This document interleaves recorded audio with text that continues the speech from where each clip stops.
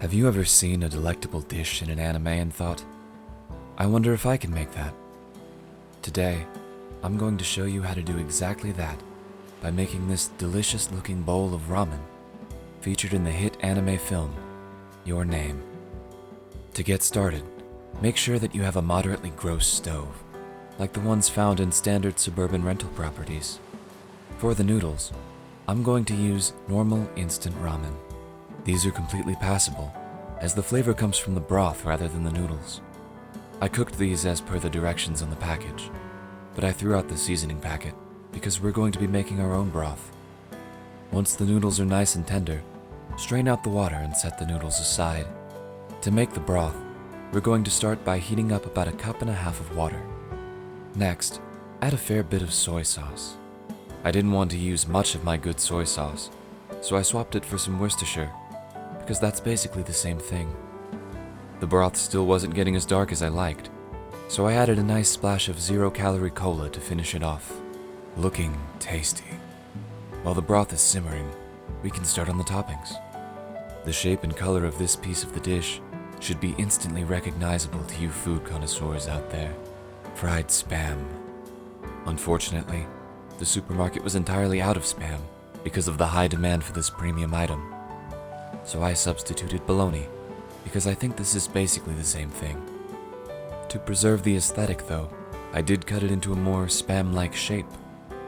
Now, you'll note that I'm not using a normal pan to fry the bologna. That is because I do not own one. You can use a pan if you wish, but I found my wok to be more than sufficient. Remove the fried bologna or Spam and set it aside. These next items here are unmistakably French fries, but hold on before you go putting them in the oven. Note the subtle curves of the fries in this dish. This shows that these fries have a somewhat softer texture than those you would find at your local fast food chain. To achieve this texture, I microwaved the frozen French fries for 52 seconds. This topping appears, at first glance, to be an egg, but take note of the slight yellow tint around the edges.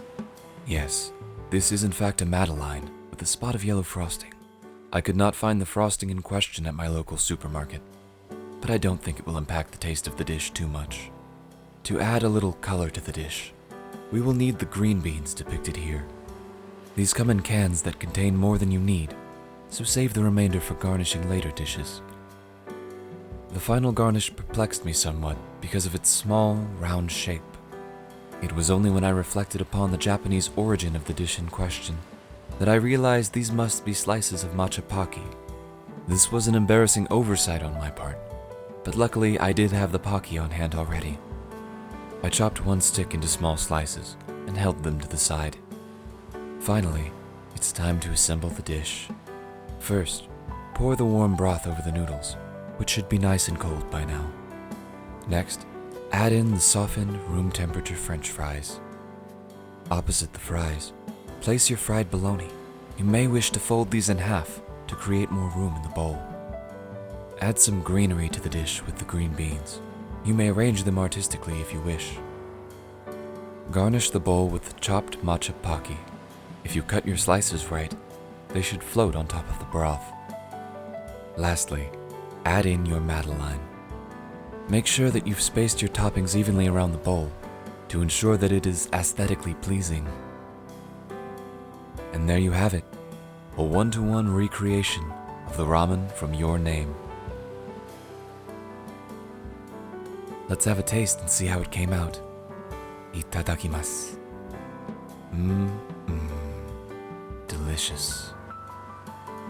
Now get out there and try it yourself. Before long, you too will be making food that makes people say, please don't ever cook again.